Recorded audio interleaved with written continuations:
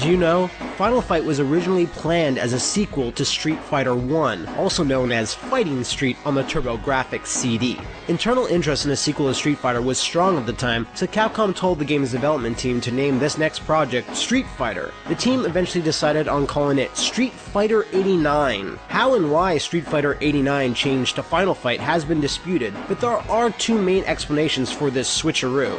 According to the game's producer, Yoshiki Okamoto, Capcom showed the game at conventions when it was near release and received less than universal praise. This was apparently due to Street Fighter I's unpopularity with gamers and the general confusion as to why the series was suddenly changing genres from a one-on-one fighting game to a side-scrolling beat-em-up. This then prompted Capcom to rework the game into a new franchise. The original Street Fighter I arcade cabinet, which was co-designed by Atari, featured pressure-sensitive pads that the players had to physically punch to attack in-game, resulting in many people hurting themselves and wearing out the machines. A revised version of the cabinet was later released, replacing the pads with the 6-button setup that we're all familiar with today. The other main reason for the name change between Street Fighter and Final Fight was given by one of the game's designers, Akira Yasuda. In the book Street Fighter Cross Tekken Artworks, Yasuda said the switch was due to the fact that the game didn't feel like a proper Street Fighter game and not because of Street Fighter I's poor reputation. At the time of Final Fight's release, Capcom was suffering financial difficulties and a lot was riding on the game's success. To the surprise of upper management, however, Hagar Guy and Cody's body-slamming adventure sold well above expectations and became one of the biggest arcade hits of the year. Okamoto was then asked by Capcom to make a sequel. However, he and his team ignored that mandate and decided to use what they had learned making Final Fight to make a little game called Street Fighter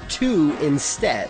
This mixing of both franchises is one of the reasons why so many characters from Final Fight appear in Street Fighter tournaments, like Cody, Guy, Hugo, and Poison, and why later Final Fight games have small cameos from Chun-Li and Guile as well. Speaking of which, the character of Poison has been the subject of endless debate in regards to his or hers gender. During development of the original Final Fight, they decided they wanted to add a female enemy who works for the Mad Gear Gang, the main antagonists of the franchise. Capcom then started to fear a backlash from feminist groups and offending others about the visual of men beating up women, and decided to make Poison transgender would be a convenient way of circumventing the issue.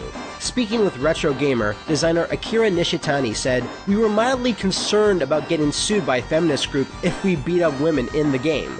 Final Fight's concept art for Poison has the word new half written beside it, a Japanese term typically used to describe a female with male reproductive organs. This is also made apparent in the Japanese Super Famicom and Sharp X68000 instruction booklets, which refer to her as a new half as well. There's evidence suggesting that Poison's palette swap, Roxy, was planned to be transgender as well. This has never been confirmed, and Roxy is generally considered to be female, but she would never reach the heights of popularity as her pink-haired counterpart. Despite all of Capcom Japan's best efforts, both Poison and Roxy were replaced in the Western Super Nintendo release by Capcom USA with two sprite edits named Billy and Sid to avoid controversy. This trend continued with Final Fight 2 as a pair of female thugs, Eliza and Mary, were swapped with Leon and Robert.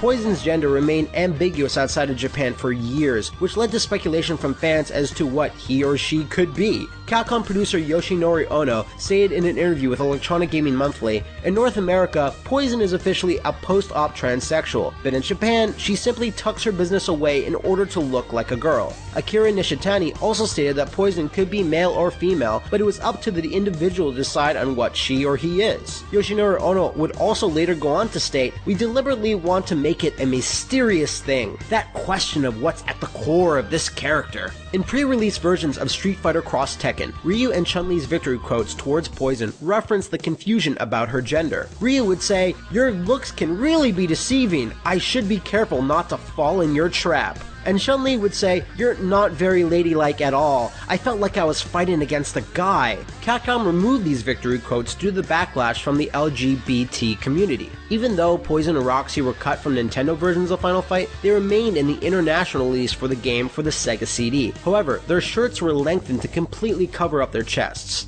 According to Nishitani, a female co-worker at Capcom was asked to name all the Mad Gear thugs and bosses. As she was a fan of American rock music, many characters were named after her favorite bands and musicians. Poison was named after the 80s glam rock outfit of the same name, and her hat is similar to the one that the band would often wear. Roxy was named after the English art rock band Roxy Music. Poison and Roxy weren't the only characters named after musical acts. The characters Axl and Slash appear to be based on Axl Rose and Slash from the band Guns N' Roses. The Bay Area boss Abigail appears to have a similar face paint to the former vocalist of the band Merciful Fate, King Diamond, and was also likely named after King Diamond's second album, Abigail. These wacky names are not just delegated to the enemies, as the ninja Guy resembles and is likely based on Guy Picciotto, guitarist and vocalist for the rock band Fugazi. Unused graphics for the playable characters' names can be found in the arcade version's game data. These unused graphics show Guy's name as Gay. Akira Nishitani explained on Twitter, "In the early days of development, we spelled it Gay, but in America, A is usually pronounced A, which made it Gay. It wasn't before long that there were objections to change the spelling.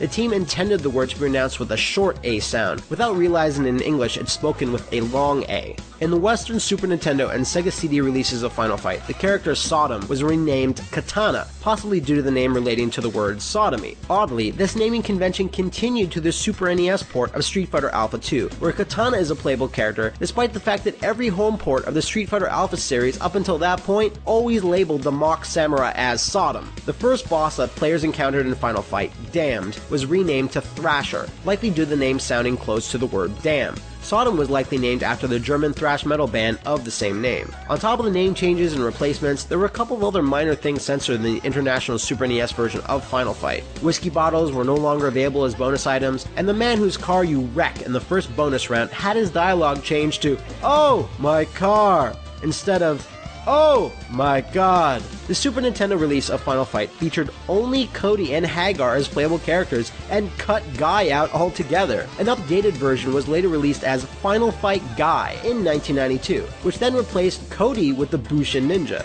The version was then later localized and released in the US as a Blockbuster video exclusive. Akira Nishitani was asked by Retro Gamer about the similarities between the 1984 motion picture Streets of Fire and Final Fight, which saw a hero named Cody having to fight an evil street gang who had kidnapped his girlfriend in a dilapidated urban city environment. Nishitani responded with, "I never knew this movie even existed. This seems like this was a very popular theme in the 80s. Well, that's all for today. Don't forget to subscribe to Did You Know Gaming and follow Did You Know Gaming on Facebook and Twitter. Make sure you also check out didyouknowgaming.com, and if you like this video, check out our other videos. I'm Matt from the Best Friends Zaibatsu, and if you want to see me and my 3 friends dick around in games new and old, bad and really bad, make sure to hit up our YouTube page. It'll be the hypest time you'll have all week. Probably.